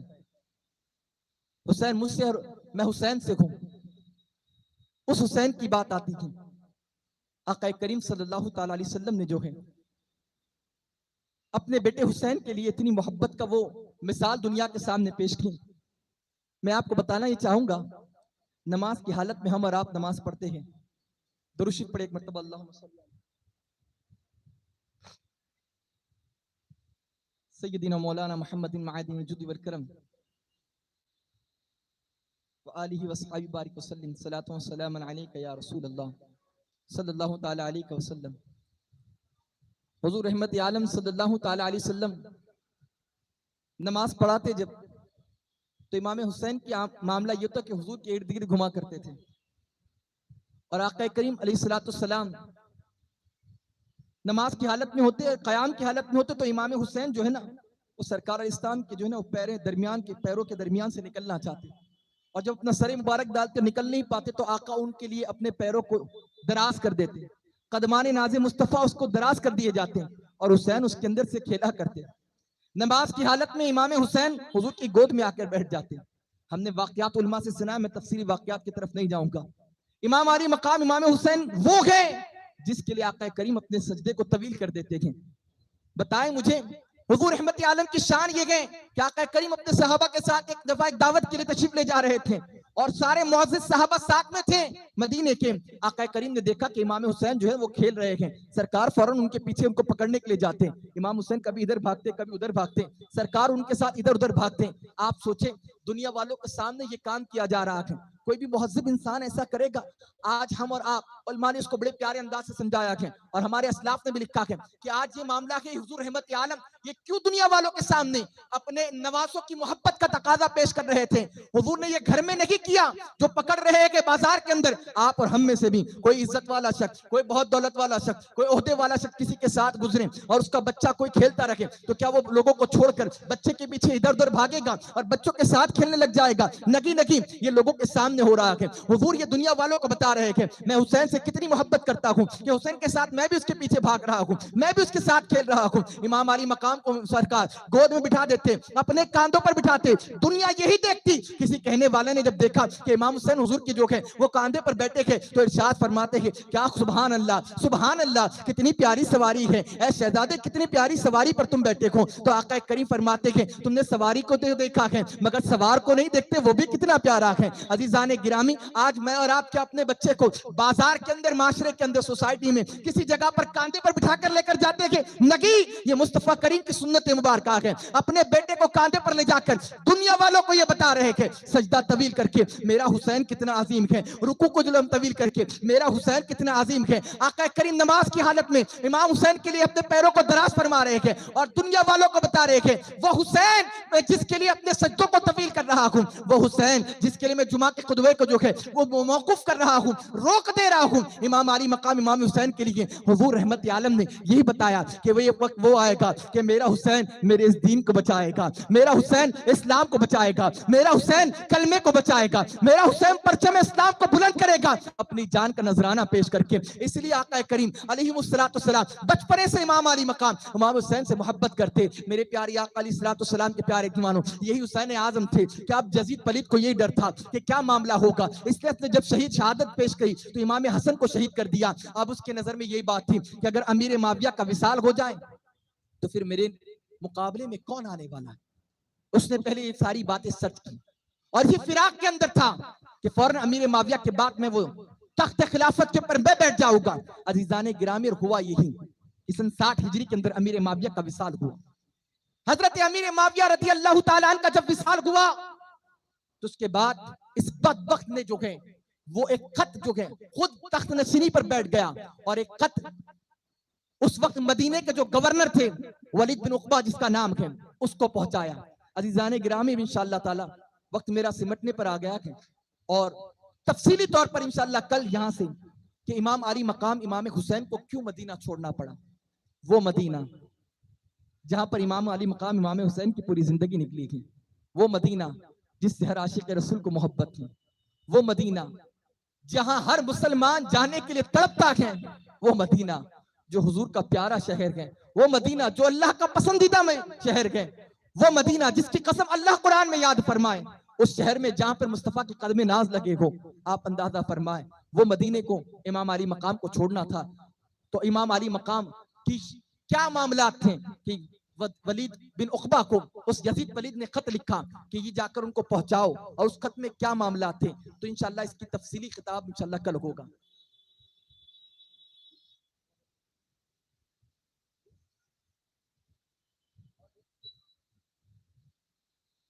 ایک مرتبہ درود شریف پڑھے، اللہم صلی علی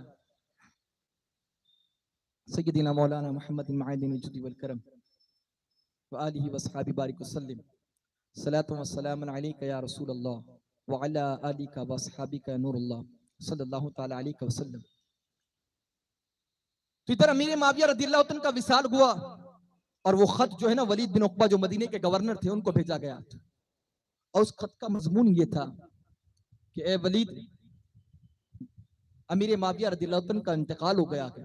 اور میں یزید بن امیر معاویہ میں امیر المؤمنین ہوں، اور اب میں تمہیں جو ہے یہ حکم دیتا ہوں کہ تم فوراً میری بیعت کرائے مدینے والوں سے، اور خاص کر کے اس میں حسین ابن علی اور عبداللہ بن زبیر اور عبداللہ بن عمر رضی اللہ تعالیٰ عنہ، یہ وہ لوگ صحابی تھے کہ حضرت فاروق اعظم کے ایک بیٹے حضرت عبداللہ بھی تھے اور حضرت زبیر کے بیٹے بھی حضرت عبداللہ بھی تھے جو عشرہ مبشرہ میں سے ہیں۔ کہا ان تینوں سے، کیونکہ یزید کو یہی خوف تھا کہ کہیں سے کوئی بات ہوگی نہ ہوگی مگر خلافت کے لیے پورے اسلام سے جو اٹھیں گے لوگ تو وہ یہی ہوگا کہ امام علی مقام امام حسین کو خلافت کے لیے منتخب کیا جائے گا اور انہیں خلافت خلیفہ تسلیم کیا جائے گا۔ اس بدبخت نے جو ہے نا وہ خلافت کے تخت پر بیٹھ گیا، جبرن لوگوں کی ملک کے شام میں خلافت کا جو ہے وہ اعلان کر دیا کہ میں اب یہاں سے خلیفہ ہوں، اور پھر یہ خط لکھ کر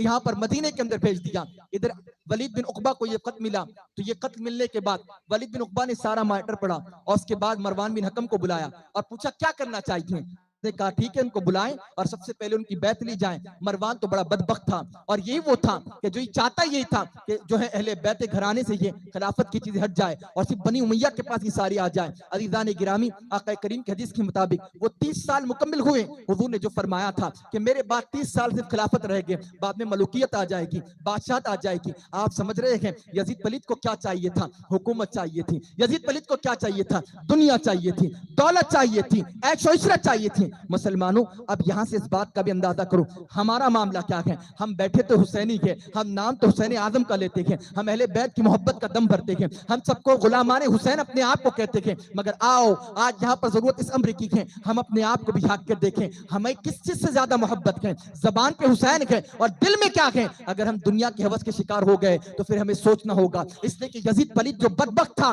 اگر آج وہ جو دنیا کے اندر اس طریقے کے معاملات کر رہا تھا, وہ دنیا کے ہوس کی بنیاد پر, وہ اقتدار کی بنیاد پر, وہ خواہشات کی بنیاد پر, وہ اپنے نفس کی قربانی, نفس کی غلامی کی بنیاد پر. عزیزان گرامی, تو یزید پلید یہی تو چاہ رہا تھا کہ اسے دنیا مل جائے, خواہشات کی تکمیل ہو جائے, اسے عیش و عشرت ملے, تخت و تاج ملے, دولت ملے, عہدہ ملے. اور اسی بدبختی کی بنیاد پر اس نے امام علی مقام کے جو ہے وہ حکم پر بھیجا کہ اگر امام حسین بن علی اگر میری بیعت کو نہ قبول کرے تو ان کو قتل کر دیا جائے. عزیزان گرامی, اس نے یہ خط کے اندر لکھا عبداللہ بن زبیر اگر میری بیعت نہ کرے انہیں بھی قتل کر دیں, عبداللہ بن عمر اگر میری بیعت نہ کرے انہیں بھی قتل کر دیں, اور جو مدینے میں میرے خلاف اٹھے اسے بھی قتل کر دیا جائے. آقا کریم علیہ السلام کے ان جانثاروں کو یہ پیغام بھیجا جاتا ہے. ولید بن عقبہ جو ہے اپنے کسی پیغام رسانی والے کو بھیجتا ہے اور کہتا ہے جائیں یہ تینوں شخص کو جو ہے وہ میرے دربار میں بلایا جائے, میرے گھر میرے جو گورنر ہاؤس تھا وہاں پر بلایا جائے. امام علی مقام امام حسین مسجد نبی کے اندر حضرت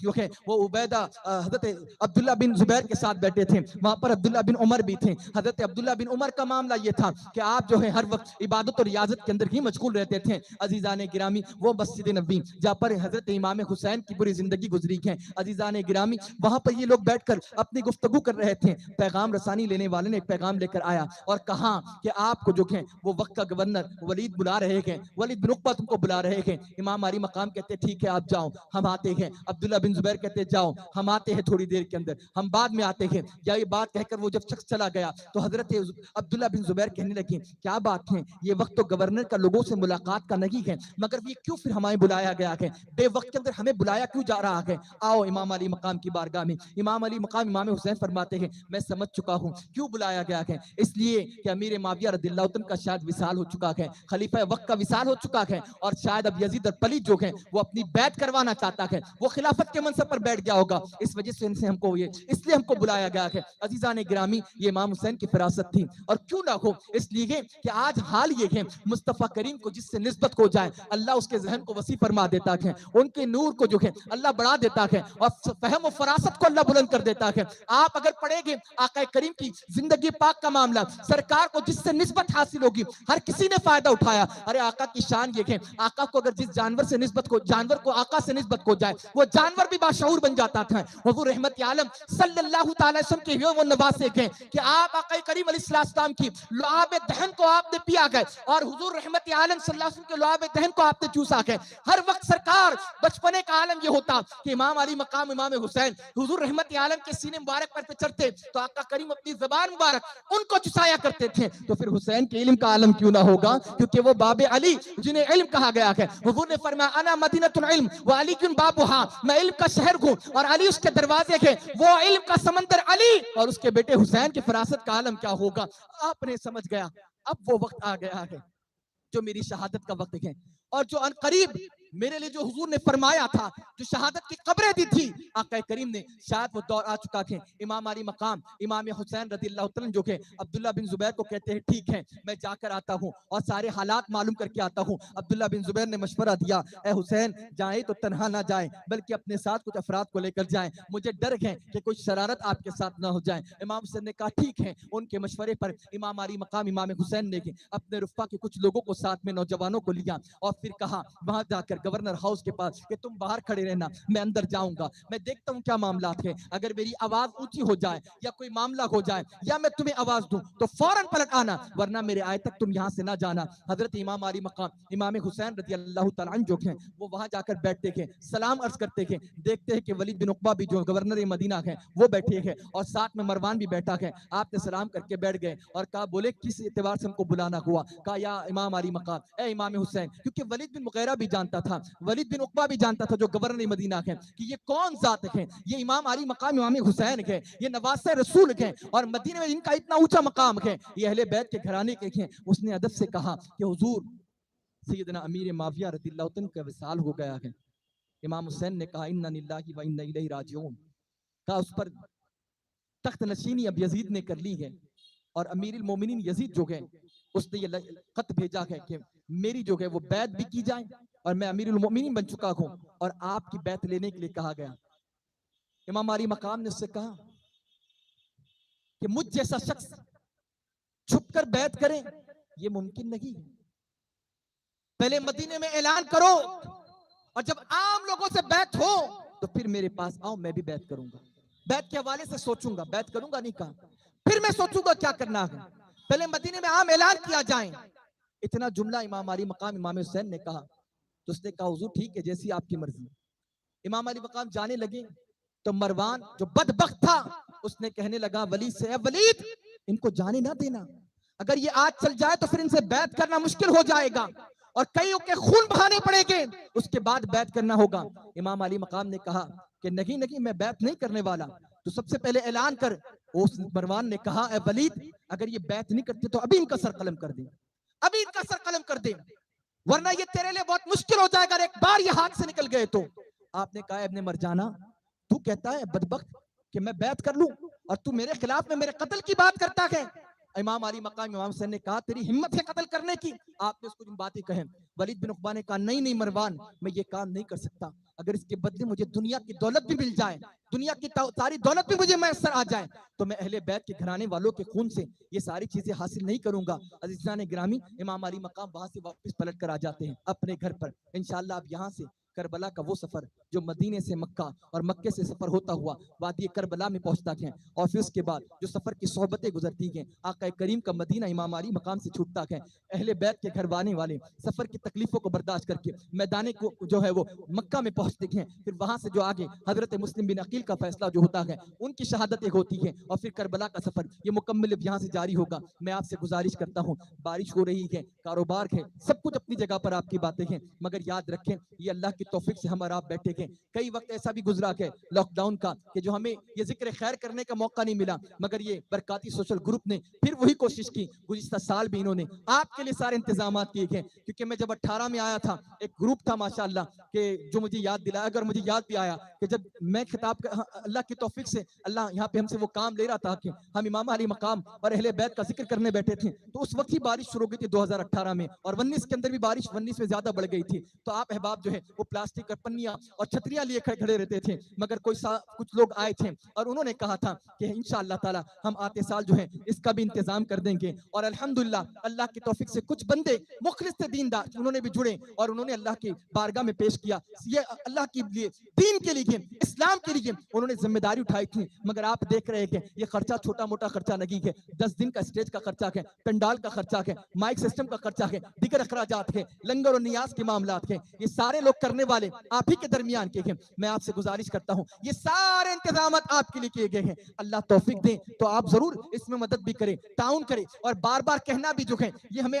زیادہ مناسب نہیں لگتا، مگر اتنی بات ضرور کہوں گا کہ جس کو جو حیثیت ہے جس کی وہ ضرور دے اللہ کی راہ میں، اور یاد رکھنا اہل بیت پنجتن پاک کا عالم یہ تھا جو ان کے دربار میں آتا ہے، ارے مانگنے والے تو مانگنے والے، بے مانگنے والوں کو بھی عطا فرماتے ہیں، وہ صدقہ سب کو عطا فرماتے ہیں، اور قسم خدا کی ہم جو آج صدقہ کھا رہے देखें, ये अहले बैत के कदमों की बरकतें ही नहीं तो क्या कहें, हम उन्हीं का तो सदका खा रहे थे, अहले बैत के सदका ही तो हम खा रहे थे। हम यही दुआ करते थे, या खुदा हमारी नस्लों को भी पंजतन पाक का सदका अता फरमा, हमारी नस्लों को भी फातिमा, हसन, हुसैन और अली का सदका अता फरमा, उनको भी टुकड़े उनकी झोलियों में इनके सदके की अता फरमा। अजीजाने गिरामी, जो इनके दरबार में देखा, उनके नाम पर देखा, अल्लाह उसे महरूम नहीं रखेगा। हमारी आपकी जिम्मेदारी है, अगर वक्त है तो मेरे पास में वाकया बता दूं कि खैरात का आलम क्या था। हम जिसका जिक्र करने बैठे थे, हम जिसका चर्चा करने बैठे थे, उनके सदकात का आलम ये था। इमाम अली मकाम इमाम हुसैन की बारगाह में एक शख्स हाजिर हुआ और कहा, हुजूर मुझे सख्त अशरफियों की जरूरत है, मुझे दरम दिनार के सख्त पैसों की जरूरत है,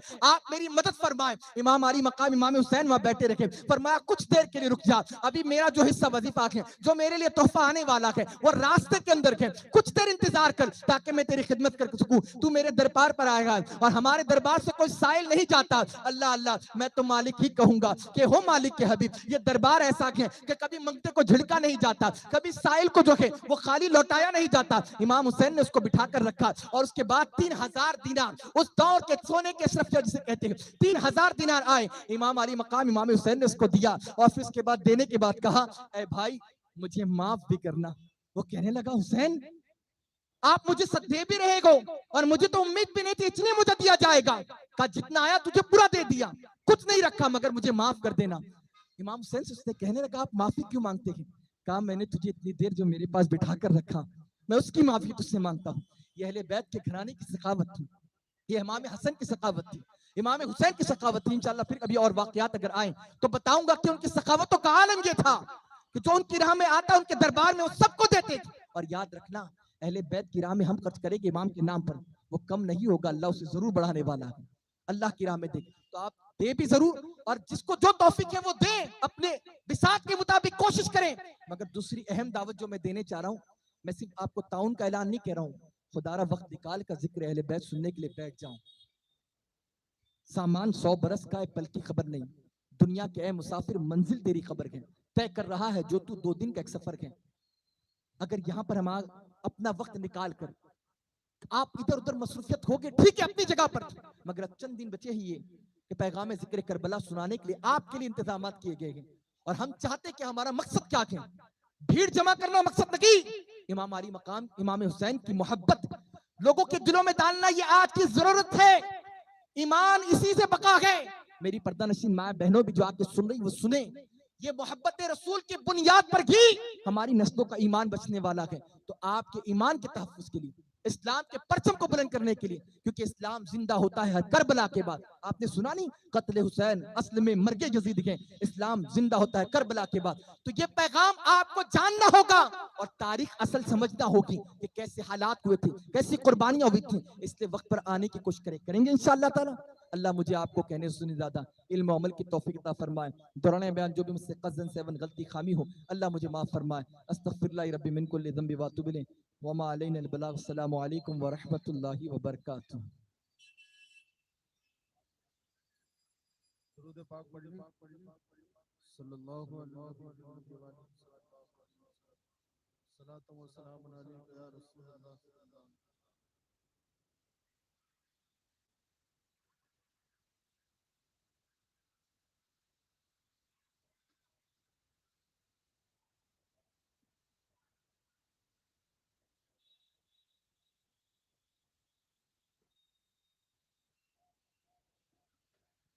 मुस्तफा जाने अरे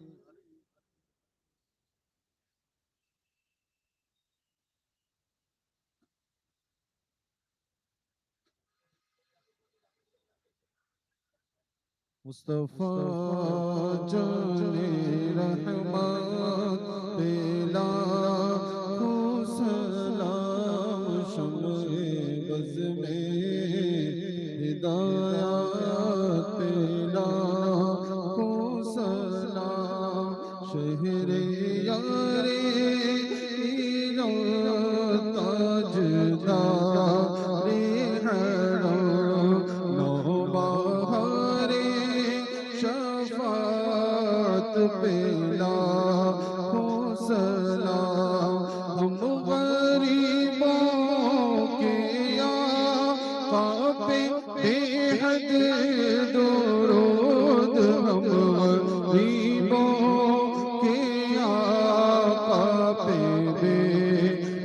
درود ہم فقیروں کی ثروت لاکھوں سلام مصطفیٰ جان رحمت لاکھوں سلام شمع بز میں ہدایت لاکھوں سلام وہ دسوں جن کو جنت کا مزدہ ملا اس مبارک جماعت پہ لاکھوں سلام کتنے مہنگے ہوئے ہیں مدینے کے پھول کتنے مہنگے ہوئے ہیں مدینے کے پھول کربلا تیری قسمت پہ لاکھوں سلام مصطفیٰ جان رحمت پہ لاکھوں سلام شمع بز میں ہدایت پہ لاکھوں سلام